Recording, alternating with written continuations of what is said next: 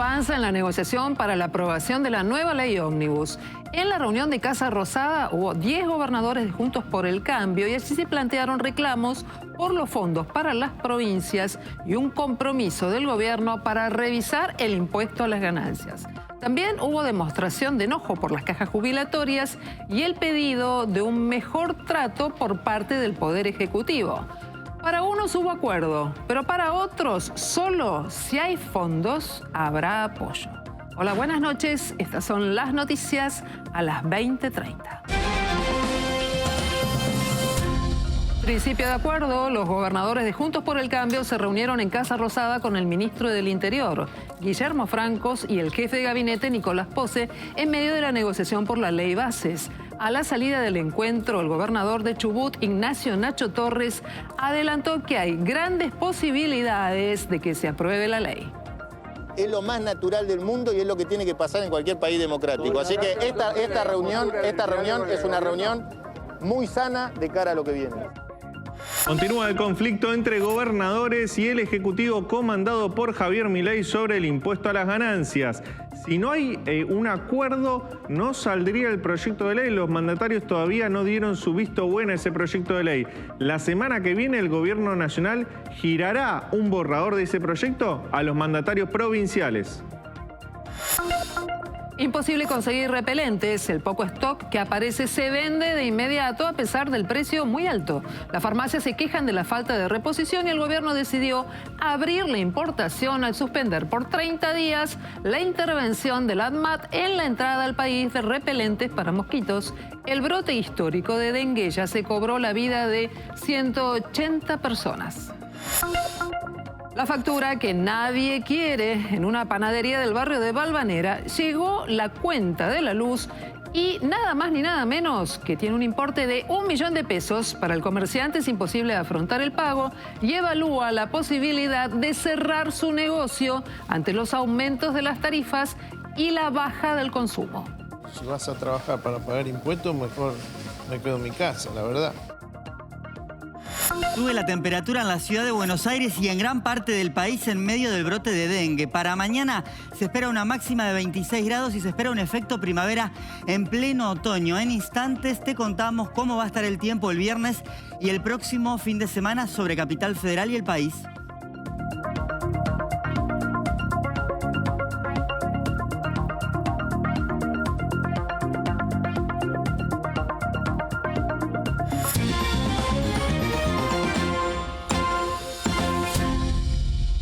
Repelente, conseguirlo se volvió algo así como una misión imposible. Si bien aparecen en algunos estantes de algunas farmacias o un hipermercado, algún repelente desaparece rápidamente. Vamos a ver qué pasa a esta hora. Trabajando en el móvil está nuestro compañero Martín Burati. ¿Apareció o no, Martín, el repelente?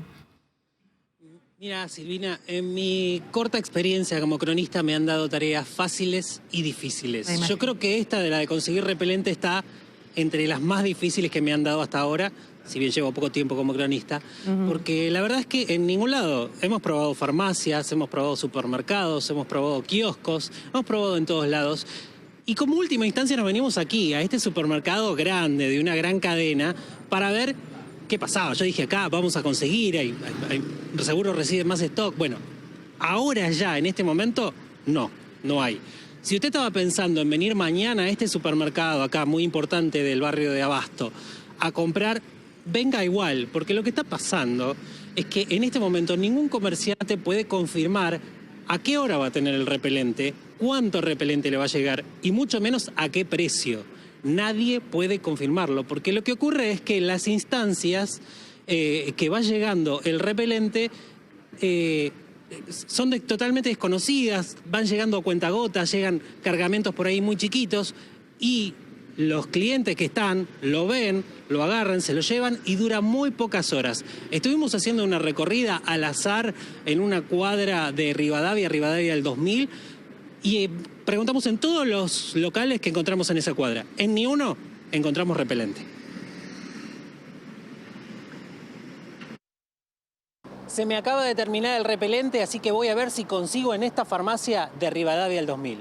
Ese espacio estaba preparado, pues estaba para estar completo. Nos habían dicho que iban a entregar de todas las droguerías oficiales habidas y por haber, y bueno, ahí estamos. Nada, nada, nada. Lo que viene vuela con pocas cantidades, se piden por docenas, aparecen 8, 9, 10 y hasta ahí llegamos. ¿Cuántas personas por día te vienen a preguntar, ¿tiene repelente? Más de 500 personas. ¿500? Más de 500 personas. Ya tengo un amigo encargado de esto, a mi amigo, porque ya llega un momento que estoy ocupada en otras cosas y bueno, pero no le puedes decir que la gente no tiene la culpa. Nos han llamado hasta las 12 de la noche diciendo que mañana tenían entregas y de repente no aparecía. Veníamos temprano, preparamos, no teníamos nada. Por supuesto, es un Chanel. Hoy está el precio del Chanel, el precio y el uso. Como en farmacia no conseguimos, vamos a probar en un supermercado chino. ¿Repelente hay? No, no queda nada. ¿Tuvieron en algún momento? ¿Se vendió muy rápido? Sí, llegó hoy a las 2 de la tarde y para las 5 ya no quedaba más. ¿Cuántas personas por día te piden repelente y les tenés que decir que no hay?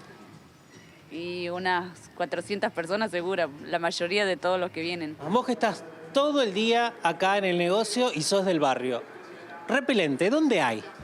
Ningún lado, no se consigue. Repelente no hay por ningún lado. Y si lo conseguiste, arrancan la cabeza. Ni farmacia, ni kiosco, ni supermercado, nada. Nada, nada. Ya probamos todo, no hay nada, por ningún lado. Bueno, ya recorrimos todos los locales que hay en esta cuadra. Nos queda este kiosco. Por ahí tenemos suerte porque tienen algunos productos de almacén. ¿Repelente hay? No, no hay repelente por ningún lado. Pero mayorista. Y el kiosco que tiene repelente, anda a preguntarle cuánto lo cobra. ¿Saliste a buscar, a buscar proveedores, algo, a ver si alguien podía conseguir en algún lado? Por todos lados, por todos lados. ¿Y qué te dicen? Que no hay, no hay. Nadie tiene. Acá no vienen porque ya es desesperado. Te puedo imaginar en un supermercado, en una farmacia, anda a preguntarle cuántas veces le preguntan. Si a mí 10, 15 veces, a ellos 200 por día. Y frente a este panorama, finalmente el gobierno tuvo que intervenir. De hecho, en un momento en el cual se estaba generando mucha información política, la Casa Rosada finalmente comunicó una decisión que es muy importante, que tiene que ver con la importación de repelentes ante la falta en el mercado. Martín, vos tenés toda esta data. Sí, así es, Silvina. Se levanta la restricción para la importación en repelentes. Esto es tanto para empresas y tal vez lo más interesante que también es para personas. O sea, vos, Silvina, si querés comprar por internet, podés hacerlo y vas a tener una serie de beneficios. La medida es por 30 días y alcanza a 4 tipos de productos, que son aerosol repelente de insectos, crema repelente de insectos, spray repelente de insectos y gel repelente de insectos. Pero además de habilitarse la importación, hay una serie de beneficios, como te decía, porque para simplificar el trámite de la importación se eliminan la CIRA, las licencias no automáticas y el CEF, que son todos los trámites que se realizan habitualmente para realizar importaciones y que pueden influir en el tiempo que tarda el producto en llegar desde el exterior hasta la Argentina. También, atención con este dato que es muy importante porque se suspende el cobro de IVA adicional y la retención de impuesto a las ganancias. Esto es muy importante por los valores, ¿no?, que puede tener un producto importante, un producto importado. Con esta reducción de impuestos se puede tal vez, en un futuro no muy lejano, que lleguemos a tener repelentes nacionales más caros que los importados. Y además el servicio puerta a puerta, el que llega a tu casa a través de internet, no va a tener ninguna intermediación del ANMAT, por lo cual también se simplifica el trámite y se hace más rápida la llegada del producto a los hogares. Martín, muchísimas gracias. Estamos pendientes entonces de lo que va a implicar esta última decisión, cuál va a ser el tiempo en el cual va a llegar el repelente a las empresas o a los hogares, a los consumidores de manera directa para tratar de tener una alternativa para poder combatir al mosquito que puede causar dengue. Muchas gracias, buenas noches. Y además, el gobierno justamente recibió hoy a 10 gobernadores de Juntos por el Cambio en la Casa Rosada. El ministro del Interior, Guillermo Francos, y el jefe de gabinete, Nicolás Posse, presidieron el encuentro. ¿Qué pasó allí? Bueno, Pasaron muchas cosas. Lo que tenés que saber está ligado a que todavía no está cerrado el texto definitivo del proyecto de ley bases. Tampoco un segundo proyecto que tiene que ver con la cuestión impositiva. Es que si bien hay voluntad política del gobierno por un lado y de este grupo de gobernadores por el otro para lograr la media sanción en la Cámara de Diputados y convertirlo en ley, hay diferencias que son de fondo hasta el momento con el tema impositivo, particularmente el impuesto a las ganancias, que va a dejar de llamarse impuesto a las ganancias para llamarse el impuesto a los ingresos personales. Pero pasa que el piso de imposición es algo que no le cierra a los gobernadores, en particular a los de la Patagonia, que aseguran que con 1.200.000 pesos de imposición, por ejemplo, se quedarían sin médicos. Están esperando la remisión de un borrador, los gobernadores creen que mañana, el gobierno cree que la próxima semana, para así, de esta manera, ya tener por lo menos el texto de los proyectos de ley, ¿sí? Bases por un lado, impositivo por el otro. A algunas provincias como Santa Fe no les cierra la cuestión del blanqueo. Saben que se va a tener que trabajar este tema, los dos impuestos, pero el blanqueo de dinero podría implicar para la provincia de Santa Fe la preocupación por el tema narco. Hay otro tema que está separando a los gobernadores y tiene que ver con el fondo de las cajas de jubilaciones. Te voy a contar dentro de un ratito un dato sobre esto. Pero me parece que es tiempo de escuchar al gobernador de Chubut, que se ha convertido en algo así como un vocero, Nacho Torres, un hombre del PRO, que dejó su impresión al terminar este encuentro en gobierno. Tenemos diferencia, que ya lo planteamos, con el tema de ganancias, que es un punto a trabajar. ¿Qué dice el borrador del gobierno en cuanto al piso? No, todavía no está. Nos van a dar una opción. Nosotros trajimos algunas propuestas también. ¿Cómo cuáles? Creemos que se tienen que considerar las asimetrías que hay en la Argentina. Creemos que una discusión federal tiene que contemplar también distintas realidades, distintos costos de vida. Hoy retrotraer una medida a lo que era ganancia es una locura, es un golpe muy importante. Que haya espíritu crítico es positivo, que podamos sentarnos los gobernadores y decir, queremos que al gobierno le vaya bien, queremos que puedan sacar la ley, pero estos temas atentan contra los intereses de nuestras provincias, es lo más natural del mundo y es lo que tiene que pasar en cualquier país democrático. Así que esta reunión es una reunión muy sana de cara a lo que viene. Así es sano que haya discusión, que finalmente puedan generar un encuentro y sobre todo un consenso. El gobierno nacional lo necesita mostrar que finalmente, Leandro, pueden acordar políticamente temas que son muy sensibles, lo mira el mundo de la política interior, pero lo miran afuera también. Pero hay un tema en el que todavía hay diferencias, ¿no? Sí, vos sabés que algo central del dato de la reunión de hoy fue que el hombre que maneja los números en el gobierno, el hombre que tiene la lapicera para definir, bueno, a cuánto está el mínimo no imponible, en qué cede el gobierno y en qué no en términos fiscales, no estuvo en la reunión. Que es Luis Toto Caputo. El equipo de Luis Toto Caputo no participó de la reunión en Casa Rosada porque tenía una reunión paralela en economía con el jefe de gobierno de la ciudad de Buenos Aires, Jorge Macri. Por lo cual, esta primera reunión podríamos decir, Silvina, que fue un primer paso de acercamiento político más que hablar sobre números concretos, ¿no?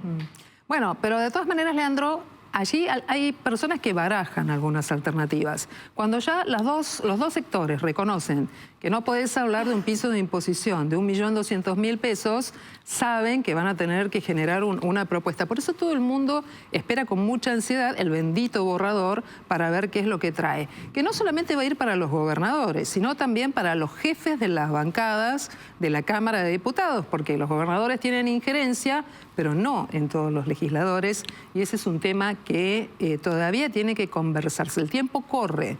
El gobierno y también los gobernadores quieren votar las dos iniciativas, ley de bases por un lado y el proyecto impositivo. Pero hay otro, el diablo vuelve a meter la cola, en realidad es el dinero, y va a tener que intervenir Economía y ANSES.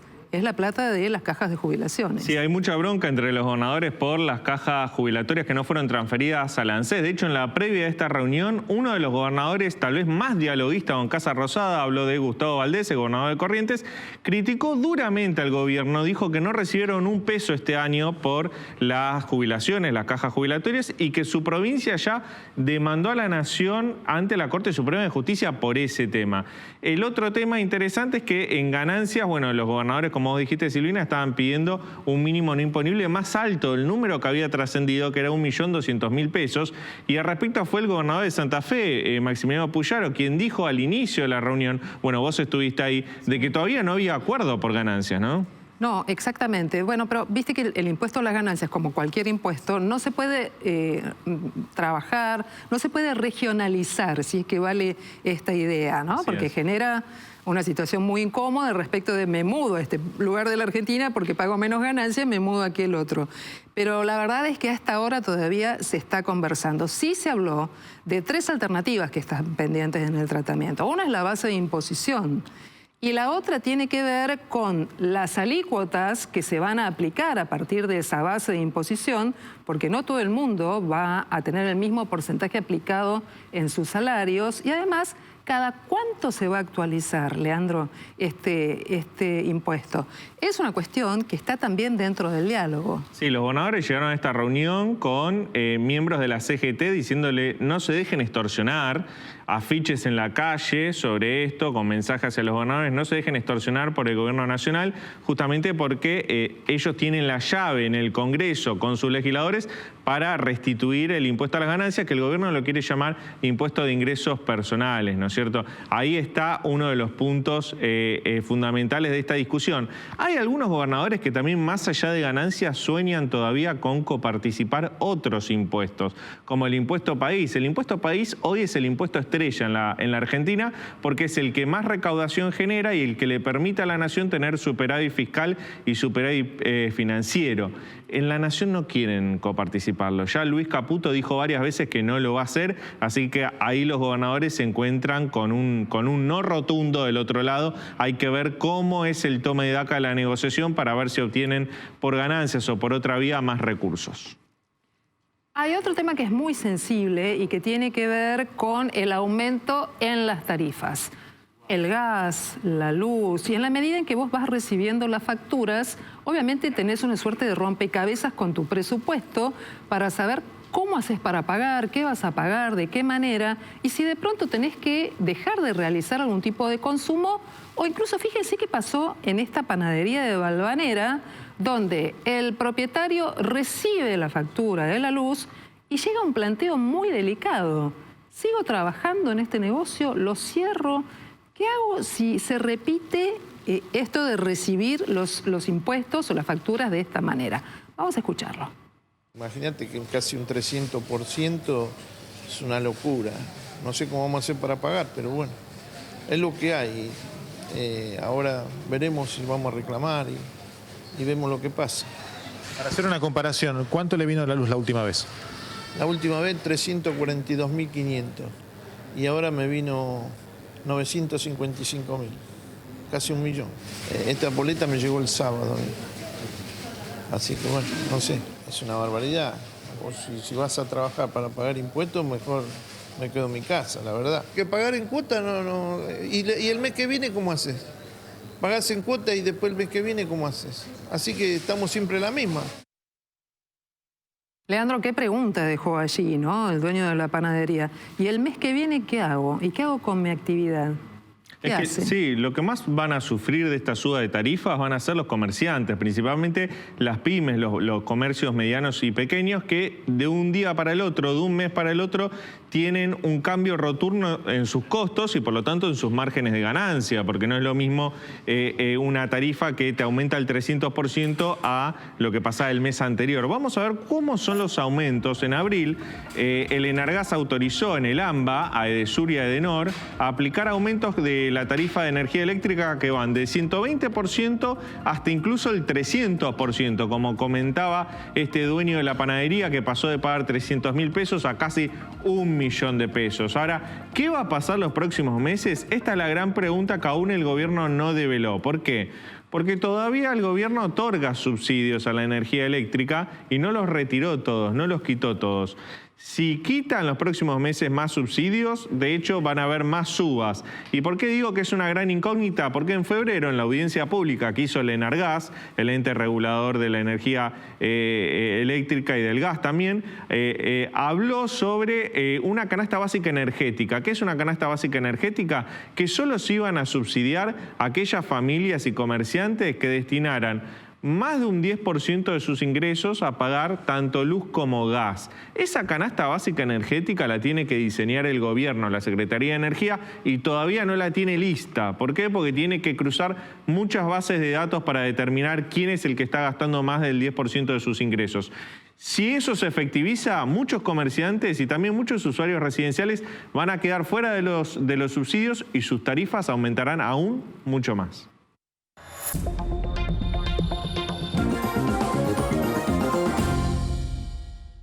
Se realizó el paro docente en las escuelas de todo el país para reclamar la restitución del Fondo Nacional de Incentivo Docente, pero también para llamar la atención sobre la necesidad de negociar una vez más en paritarias. Además, esta movilización que se realizó en el Congreso Nacional dejó otras cuestiones para conocer. Fíjate. Los docentes afiliados a CETERA llegaron a las inmediaciones del Congreso, pero se encontraron con un vallado de la policía de la ciudad que estaba aplicando el protocolo antipiquetes. De hecho, hubo tensión cuando los maestros intentaron cortar la avenida Entre Ríos, situación que fue impedida por las fuerzas de seguridad. Ahí hubo empujones y también gases lacrimógenos. Y luego de varios minutos de forcejeos, los docentes continuaron la protesta, pero esta vez en la Plaza Congreso frente al Palacio Legislativo. El gobierno envió un proyecto al Congreso para modificar los artículos 11 y 126 de la Ley de Educación y penar el adoctrinamiento en las escuelas. En estos artículos se menciona la participación democrática de docentes, familias y estudiantes en las instituciones educativas de todos los niveles y que los alumnos deben ser respetados y respetadas en su libertad de conciencia en el marco de la convivencia democrática. Además de esto, el Ministerio de Capital Humano, que se los vamos a comunicar, por supuesto, cuando esté implementado, se va a encargar de poner a disposición un canal para que los padres y alumnos puedan denunciar el adoctrinamiento y la actividad política que no respete la libertad de expresión. O sea, en definitiva, van a poder denunciar cuando no sientan que se esté respetando su derecho a educarse. El sindicato que nuclea a los choferes de colectivos, la UTA, le envió una carta al ministro de Economía, Luis Caputo, con una advertencia de posibles medidas extremas al decirle que las empresas incumplieron con el pago completo de las sumas salariales acordadas en la última paritaria. Además, dicen que las cámaras del sector plantearon que tuvieron esa imposibilidad ante motivos de índole económica que atribuyen a las decisiones de la Secretaría de Transporte y por eso le piden al ministro de Economía su intervención. Y en una nueva reunión del Comité de Crisis encargado de tratar la situación de seguridad en Rosario, Patricia Bullrich se reunió con el gobernador de Santa Fe, Maximiliano Puyaro. Vamos a ver qué se habló allí. Está trabajando en otro de nuestros móviles, Cristian Doldán. Hola, buenas noches, Cristian. Silvina, gracias. Exactamente como lo decías, Comité de Crisis acá en las puertas del Ministerio de Seguridad de la Nación. Nos encontramos durante esta jornada, se desarrolló esta reunión encabezada por la ministra de Seguridad, Patricia Bullrich, y por el gobernador de Santa Fe, Maximiliano Puyaro.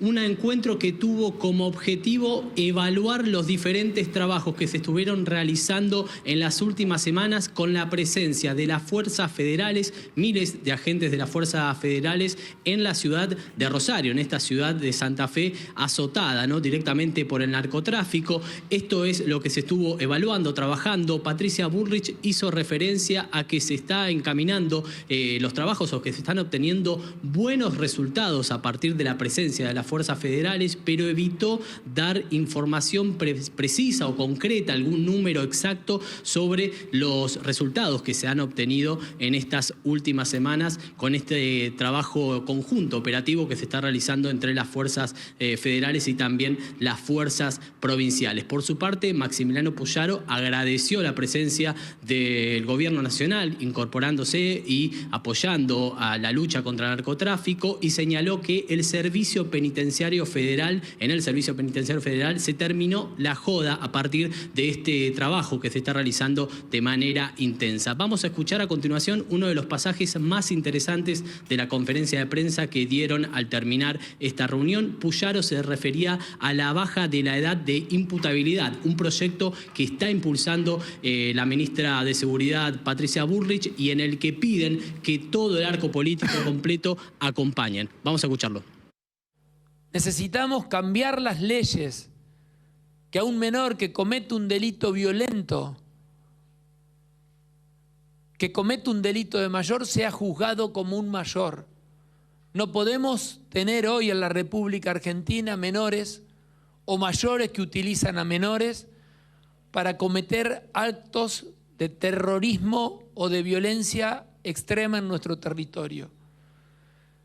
Y ante las críticas también de algunos organismos o de algunas personas que creen que estas personas son víctimas de un sistema injusto, de una sociedad injusta que los llevó a ese lugar, desde mi lugar como gobernador les digo, llévenselo a su casa.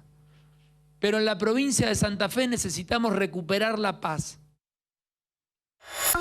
Y tal cual estaba previsto, la temperatura máxima sobre Capital Federal, 23 grados 9 décimas a las 3 de la tarde. El cielo despejado, solo tuvimos alguna neblina de forma muy aislada durante horas de la mañana, después el cielo sin nada de nubosidad. Y claro, yo les había adelantado que se iniciaba un periodo de varios días seguidos, consecutivos, con cielo casi despejado y con viento que a partir de hoy iba a volver a rotar al sector norte. Y eso se traducirá en un aumento de los valores de temperatura. Además, vamos a tener la persistencia de las nieblas y las neblinas durante el próximo fin de semana. Pero vean cómo vamos a tener temperaturas bastante altas para el mes de abril sobre prácticamente el 80% del territorio nacional. Las temperaturas que vemos en el mapa son las previstas para mañana a las 3 de la tarde, las máximas del próximo viernes. Y vean cómo desde el centro de la Patagonia para el norte, temperaturas máximas que van a estar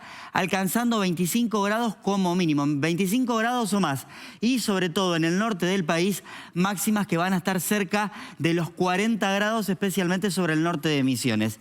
Y vamos a ver las temperaturas proyectadas para el próximo sábado a la tarde, donde se ve que van a aumentar todavía más. Los colores bordó aparecen sobre Cuyo, sobre el noreste de la Patagonia. Se intensifican los colores bordó sobre el norte del litoral. Eso nos habla de que va a ser muchísimo calor. Y vean cómo en la provincia de Buenos Aires también, en color rojo, las máximas entre 26 y 30 grados. La Patagonia otra vez con temperaturas más que agradables. Así que tengan en cuenta esto porque vamos a volver a las temperaturas elevadas y eso lamentablemente va a jugar en contra de que disminuyan los casos de dengue. Jubilaciones, cuando volvamos de la pausa vamos a ir de lleno a estos temas. Pero además, ¿vas al dentista? ¿Cómo te atendés? ¿Dónde? ¿Qué pasa con los precios de atención? ¿Hay alternativas? Todo esto y mucho más, como siempre, aquí en Noticias a las 20:30.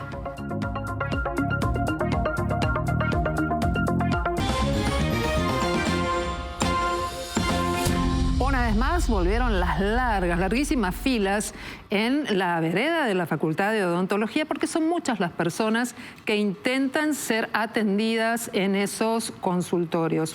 Bueno, claro, frente a lo que pasa con los precios de esta consulta en los consultorios privados, la gente obviamente busca alternativas que sean mucho más accesibles para poder cuidar de manera integral su salud.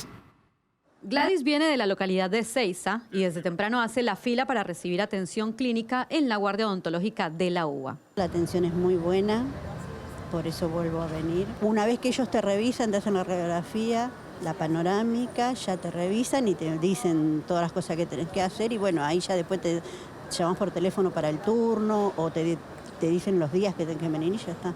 El tiempo en la fila es de aproximadamente 40 minutos para después ser atendidos en los consultorios equipados en donde les realizan un chequeo general para determinar su diagnóstico. Se atienden diariamente en la guardia del Hospital Odontológico de la Universidad de Buenos Aires un promedio de 1.200 personas. La atención es a demanda y el valor de la primera consulta es de 10.000 pesos. Algunos vienen a consulta por primera vez y en su mayoría están en busca del servicio por los bajos costos. ¿Más económico? Es bueno, es muy bueno. Y la última vez que vine, gratis prácticamente, no sé, hay que pagar una ridiculez, digamos. Claro, sí. Bien, ¿lo recomendarías entonces? Sí, nada más. La primera vez que vengo. ¿Es la primera Sí. vez? ¿Por qué viene? ¿Por costos? Por mi hijo, sí. Bien, está bien. Por costo. Me lo recomendó mi abuela por una urgencia. Bien, perfecto. Y vine y ya voy a hacer acá con el tratamiento que necesito. Me atendieron excelente al toque y todo bien. El valor de los tratamientos varían. El arreglo de una carie o de un conducto puede costar alrededor de 25.000 pesos, mientras que en un consultorio privado ese costo puede ser el doble.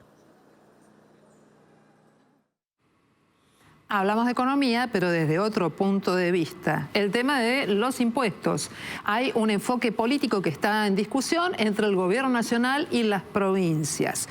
Todos estamos detrás del borrador más buscado, que tiene que ver con cuál será el proyecto del Ejecutivo para debatir en el Congreso, donde ganancias es la clave. Por eso esta noche estamos junto al doctor Marcelo Rodríguez, que es especialista en el tema impositivo, que además es docente en la Universidad de Buenos Aires. Qué tarea de enseñar impuestos en la Argentina, pero que además sé que está siguiendo muy de cerca este tema, que es un verdadero desafío. Gracias, Marcelo, buenas noches. ¿Qué tal? Buenas noches, un gusto. Bueno, ¿pensás que es posible que finalmente haya un acuerdo entre nación y provincias para definir un nuevo concepto de lo que será la imposición del impuesto a las ganancias, que ya no tendrá ese nombre, por otro lado, ¿no? Yo no sé si es posible, pero yo creo que es absolutamente necesario. Es decir, el sistema tributario argentino no puede prescindir del impuesto a las ganancias. Es el impuesto más progresivo que existe, es el llamado a medir adecuadamente la capacidad contributiva. Y vos fíjate que por lo que estuve escuchando en las discusiones que se dieron hoy en la tarde entre los gobernadores y bueno, el Poder Ejecutivo, el tema es el mínimo no imponible, es decir, si lo fijamos en 1.200.000, en 1.700.000 y demás. Yo creo que esa discusión es estéril. ¿Por qué? Porque debiéramos estar analizando y aprovechando esta oportunidad para bucear entre las especiales características de cada individuo que la ley contempla. No es lo mismo un individuo que tiene 4 hijos en edad escolar que un individuo que es soltero. No es lo mismo un individuo que alquila a aquel que es propietario de su casa o quien paga un crédito hipotecario. La riqueza de la ley es que puede contemplar adecuadamente estas consideraciones. ¿Vos Entonces, invitás a mirar en el campo de las deducciones, por ejemplo? Exactamente. La ley no tan solo tiene el denominado mínimo no imponible, donde se incluye comúnmente lo que es un mínimo básico, la deducción especial, carga de familia, sino que hay una serie de deducciones generales que han quedado en sus valores absolutamente desayornados. Un individuo que utiliza su automóvil para ir a su puesto de trabajo. Hoy puede deducir hasta 7.200 pesos por todo concepto en el año. ¿Cuánto debería ser?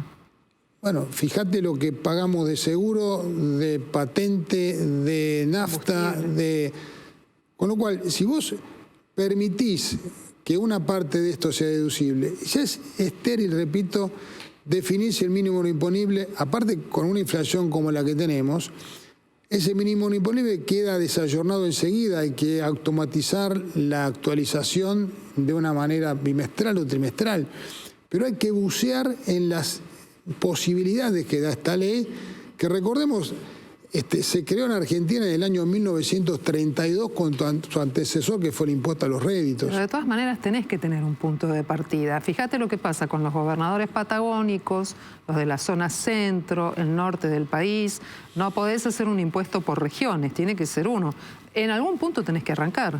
Hay que arrancar, lo que pasa es que se le han introducido parches con visiones desayornadas del tema, donde presiones políticas lograron, por ejemplo, que hoy la ley contempla que el gremio de camioneros tiene una deducción por viáticos sideralmente superior a cualquier ser humano normal.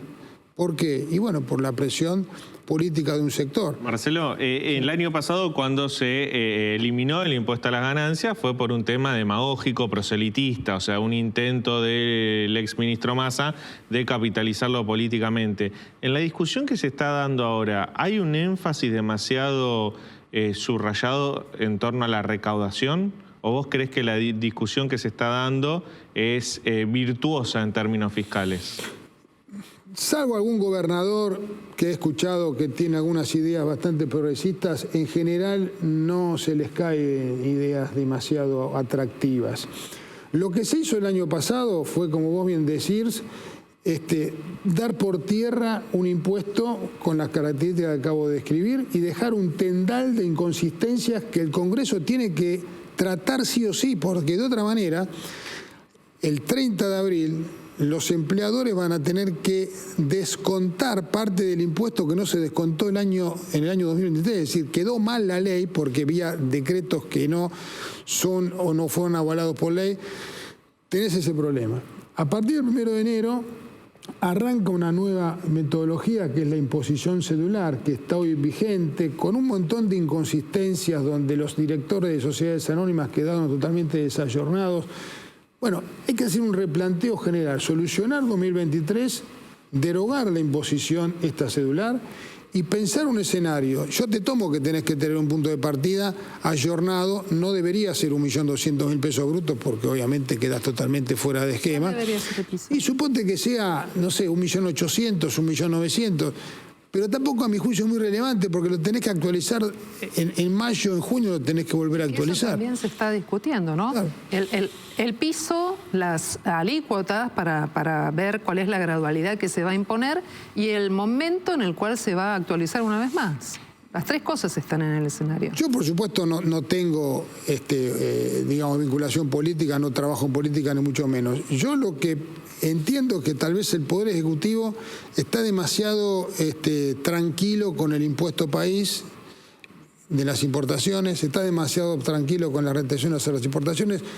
No es que está, a mi juicio, desesperado por la aprobación de ganancias. Yo creo que los gobernadores, siendo esto un recurso coparticipable, sobre todo los del norte, necesitan que esto se active. No sé, yo como cuestión de fondo, como especialista, hay que instalar un impuesto a las ganancias progresivo que sea una herramienta también de productividad. Marcelo, sobre eso que dijiste recién, hay un informe del IARAF de marzo que reveló que la educación, los impuestos que más recaudaron fueron justamente el impuesto país en marzo, los derechos de exportaciones y los impuestos que más cayeron en términos de recaudación son bienes personales y ganancias. ¿Qué revela eso en cuanto al estado actual de la economía? A ver, eso revela, más allá del estado actual de la economía, que tenemos un sistema tributario absolutamente regresivo, porque estamos gravando imposición sobre las transacciones y no estamos analizando la sujeción a gravamen de impuestos que alcanzan adecuadamente la capacidad contributiva. ¿Está bien? Porque si vos le tenés que cobrar 17,5 a un importador para pagar sus deudas con el exterior, estás distorsionando el precio de adquisición de ese bien, con lo cual estás generando una externalidad macroeconómica que hoy nadie se atreve obviamente a desactivar porque es una fuente de recursos inclaudicable por parte del Estado mientras se resuelven los temas de tipo político.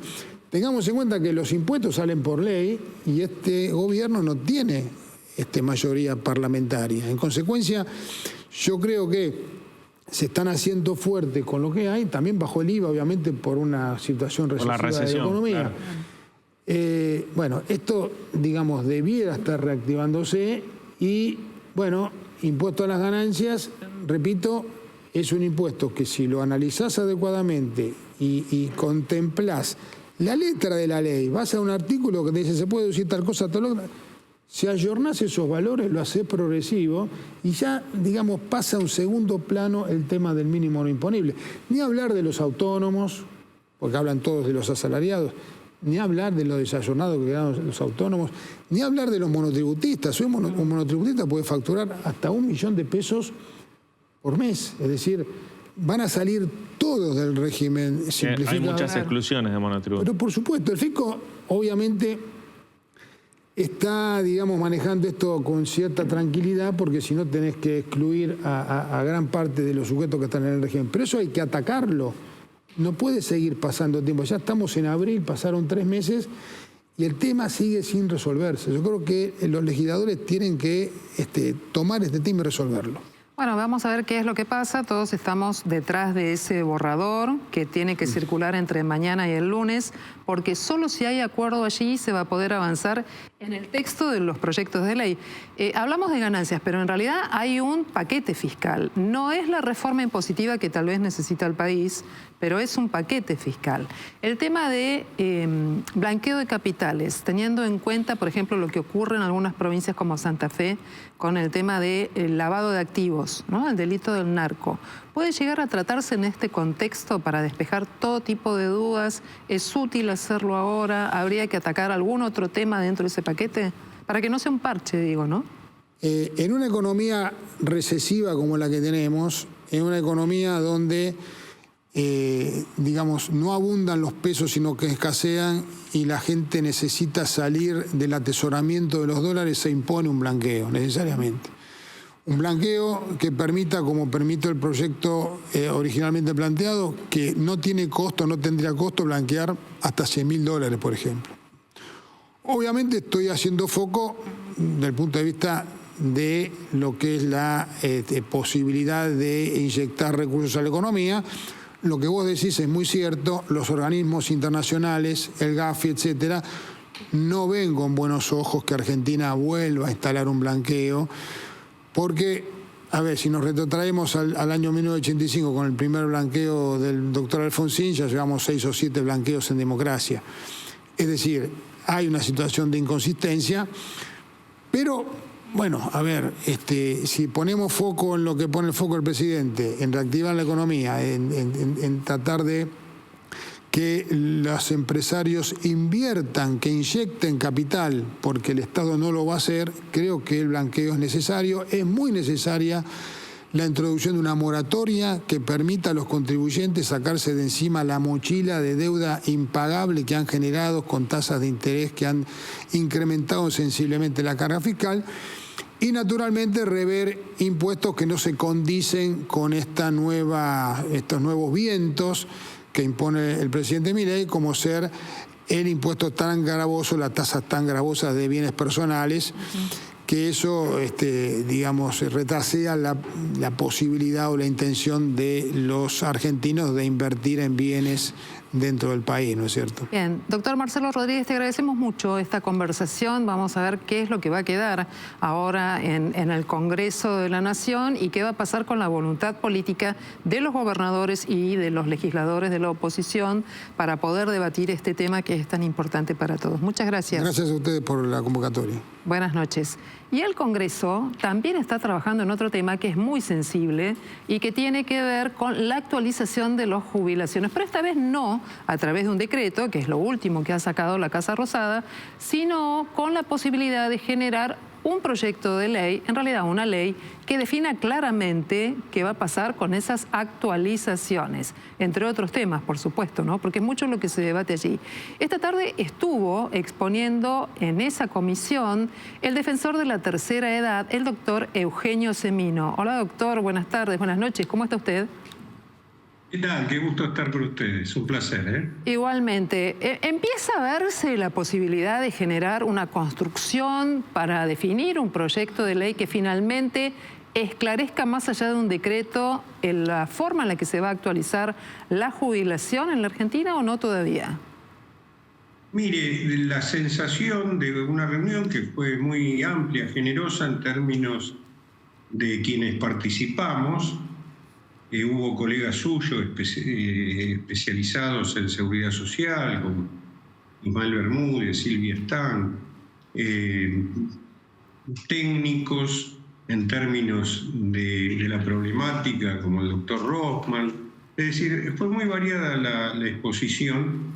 Yo lo que observo, conociendo este ámbito desde hace muchos años, porque fui invitado ya desde los 80 en opinión en este sentido, que las posiciones políticas están muy cristalizadas, ¿no? En una situación tan particular como la que están viviendo los adultos mayores, donde está en juego su vida de por medio, ¿no? Es decir, los haberes se han licuado inclusive a través del tiempo, ¿no? No es algo nuevo. Obviamente estamos en un punto de caída ya a cero, al vacío, y veo que no se enfoca. Yo planteé lo que experimentamos aquellos que hacemos asistencia directa, donde vemos que la persona mayor ya no tiene red social, red familiar, ni posibilidad de sustento con 200 y pico de mil pesos, que son los haberes. Inclusive dentro de las últimas medidas del gobierno, que son muy particulares porque no está desnudado en su totalidad cuál es la problemática de los diversos segmentos del sector. Es un sector que en términos de haberes parece cuasi uniforme. Sin embargo, los reajustes que se están dando este mes, es decir, son diferenciados. Usted seguramente oyó hablar, como todos nosotros, de un reajuste del 27%, 13% de IPC del mes de febrero, aplicado en abril, con más una pequeña recomposición de la pérdida de este cuatrimestre ya respecto a la inflación, el llamado factor empalme del 12.5%. Ese 27%, por ejemplo, que se lo anuncia así globalmente, no tiene esta condición para todos los jubilados de la mínima, ni mucho menos. Claro, hay diferencias allí, ¿no es cierto? Porque no todo el mundo va a percibir el aumento de la misma manera. Efectivamente. Mire, del segmento de jubilados, de los 7 millones involucrados en esto, vamos a tener 1,5 millones de jubilados que no va a recibir el 20%, sino que simplemente va a recibir un 2%, porque son aquellos que inclusive son los que más años aportados tienen, que se jubilaron con aportes plenos al sistema y que gracias a ellos se lo había incluido en un llamado 82% móvil, muy particular, lo cuestionamos mucho en su momento, porque es el 82% no del sueldo de quien está en actividad, sino del salario mínimo vital y móvil.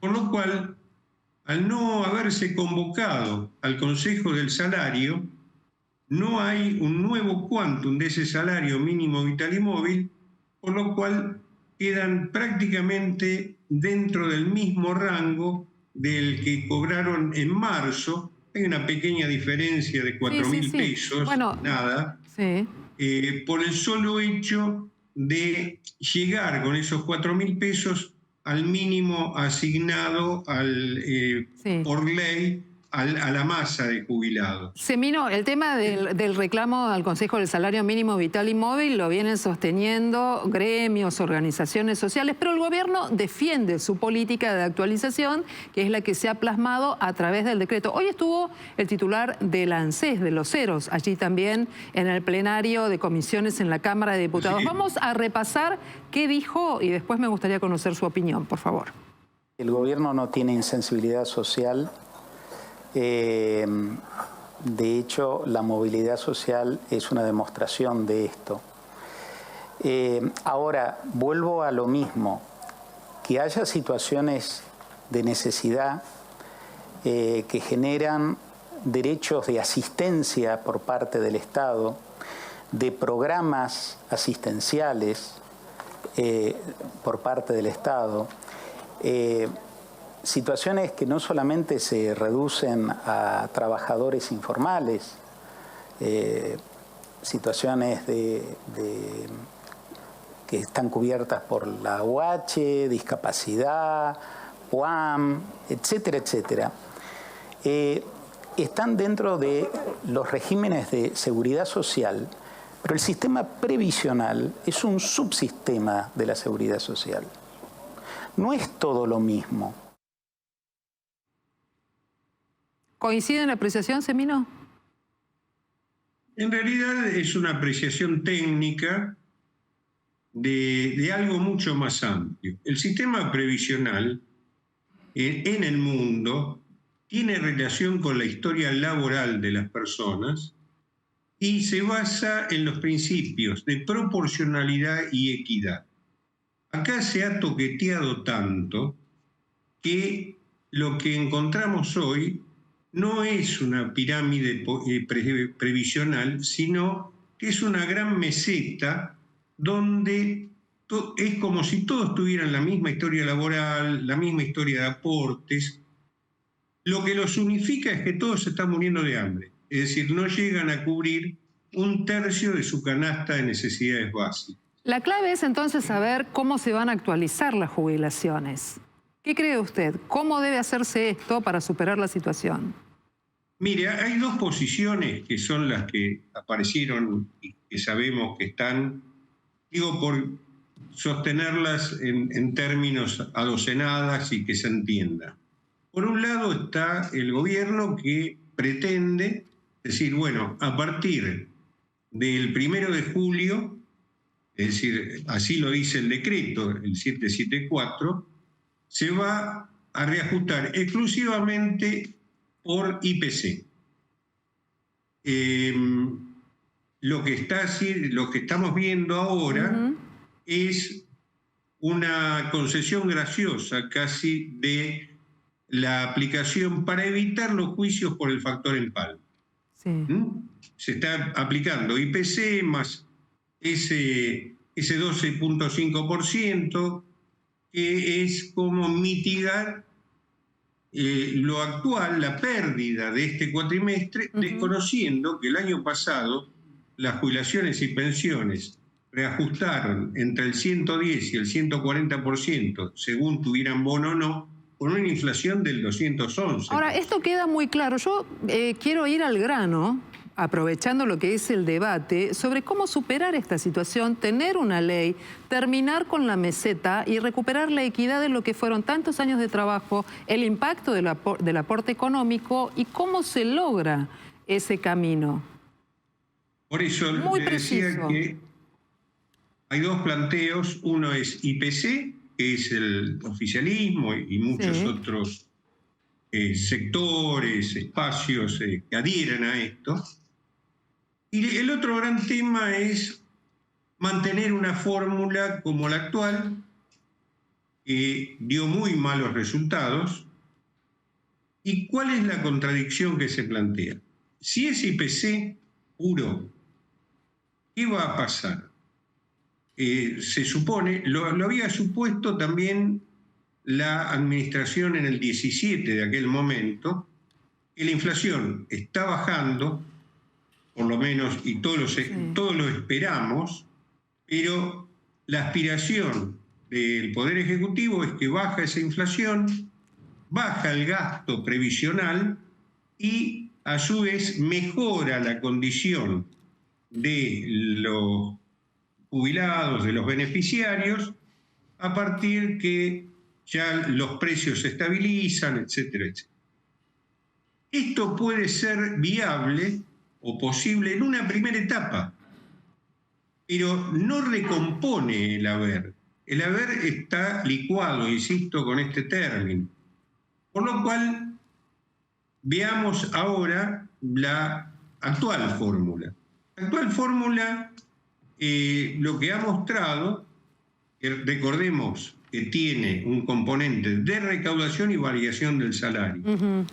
Ha mostrado que al desconocer el factor inflación, que fue parte del debate allá en el 2020, lo que vemos es las pérdidas que había mencionado anteriormente, ¿no? Es decir, y que se siguen dando.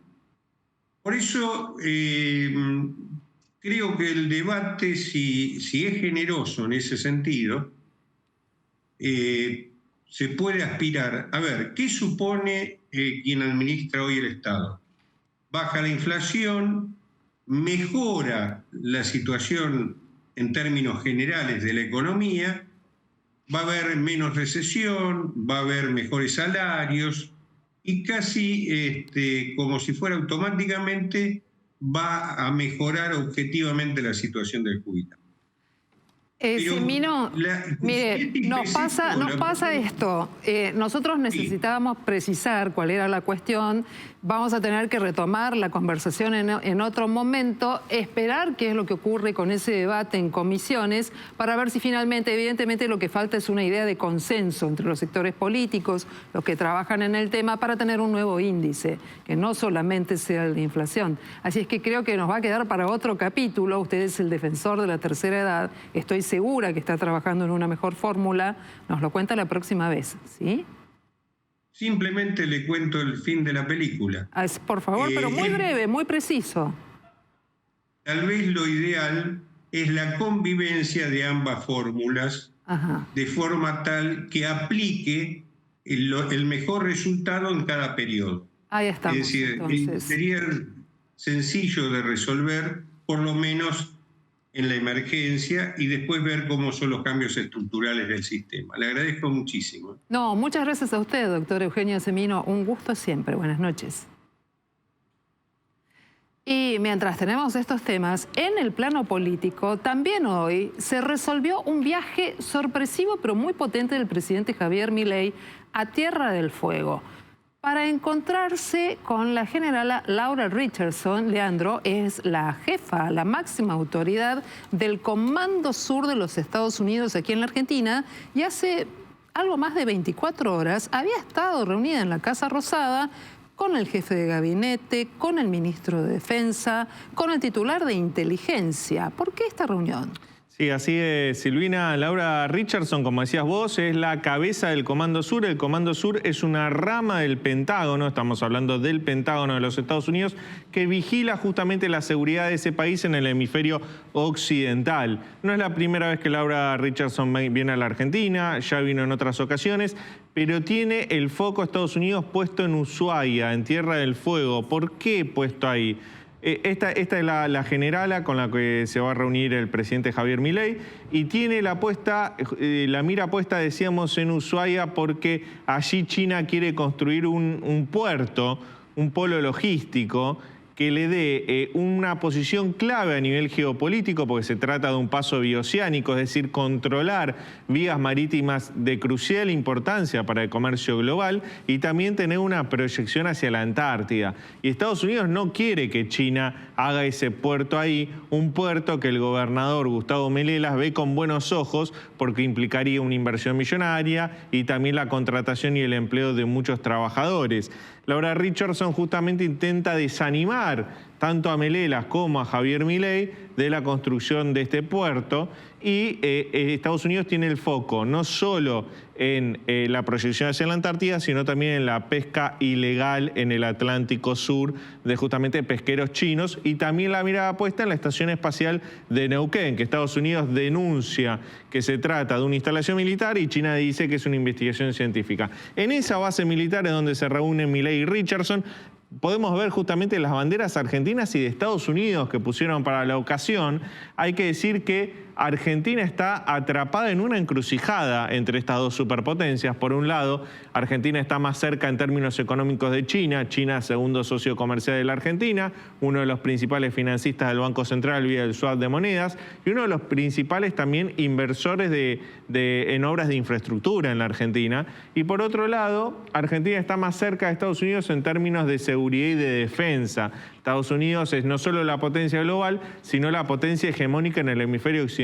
Con lo cual, hasta ahora los gobiernos argentinos maniobraron entre esas dos superpotencias. Un especialista como el profesor Tocatlián recomendaba a los gobiernos argentinos mantener una postura equidistante entre los dos, ni muy cerca de uno ni muy cerca del otro. Eso está cambiando con el gobierno de Javier Milei. El gobierno de Javier Milei está haciendo una apuesta geopolítica por los Estados Unidos, incluso con declaraciones públicas del presidente y de la canciller Diana Mondino, muy críticas sobre China, que pueden traer represalias a nivel internacional. Ese es el partido geopolítico que se está jugando hoy, se juega en la Argentina, se juega en Ushuaia con la reunión entre el presidente y Laura Richardson.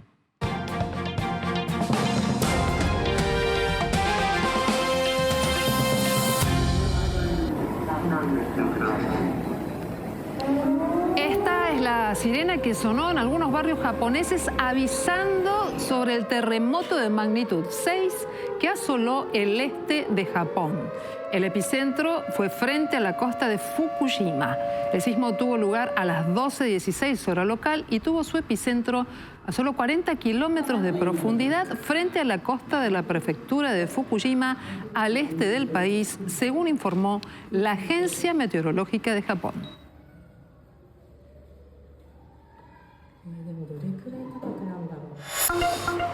Los equipos de emergencias continúan las labores de rescate de más de 600 personas atrapadas tras el fuerte terremoto que sacudió ayer la costa este de Taiwán, el que dejó como saldo 10 muertos y más de 1000 heridos. Según los últimos datos del Centro de Respuesta de Emergencias, el sismo provocó ese número de muertes.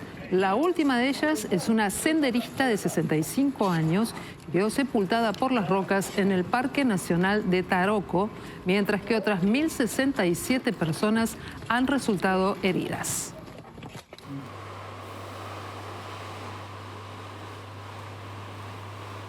Cuando volvamos de la pausa, vamos a estar ya en este último bloque de noticias a las 20:30. Te seguimos contando información y ponemos la mira en lo que va a pasar con el tiempo esta noche y mañana. Ya volvemos.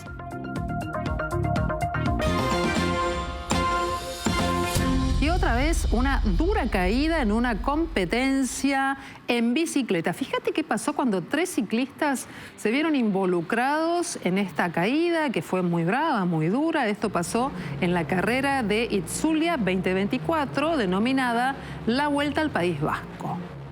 Este que vamos a ver ahora es el momento en el que la cámara que sigue al pelotón de ciclistas registró las múltiples caídas de los involucrados. Uno de ellos, el danés Jonas Vingegaard, favorito para ganar el Tour de Francia, sufrió la rotura de su clavícula derecha, pero además de varias costillas, según informó su equipo. Sin embargo, se encuentra consciente y se recupera en un hospital. Fíjate lo que es esa imagen. Tremenda caída. Los 3 favoritos para ganar esta Vuelta al País Vasco. Muy adolorido. Renko se dio duro. Y el gran favorito, Jonas Vingegaard. Aquí se levanta Roglic. No. Yo no creo que Roglic siga, pues. No, Pogačar. Y les cuento que ayer a la tarde se registraron tormentas fuertes sobre la costa noreste de los Estados Unidos y en particular una tormenta eléctrica impresionante se desató en Nueva York. Y mirá las fotografías que sacó un fotógrafo conocido de esa ciudad, Dan Martland. Justo tomó varias imágenes del momento preciso que un rayo impactaba la Estatua de la Libertad. Según informaron las autoridades, en esta ocasión no la dañó. Hubo varias veces durante el 2022 y el 2023 que hubo rajaduras en la estatua debido al impacto de actividad eléctrica y de rayos en particular. En esta ocasión, la estatua a salvo, pero los rayos que fueron y que impactaron a la estatua de Nueva York. Impresionantes las imágenes de la ciudad. Bueno, Silvina, y de las tormentas de Estados Unidos, mucho más tranquilo el tiempo acá en la ciudad de Buenos Aires. Bueno, pero contanos, Nacho, entonces, ¿cómo terminamos el día hoy y qué va a pasar mañana con el tiempo? Bueno, mira, a esta hora de la noche, recién revisaba los datos de Capital Federal, variables las temperaturas sobre Capital Federal.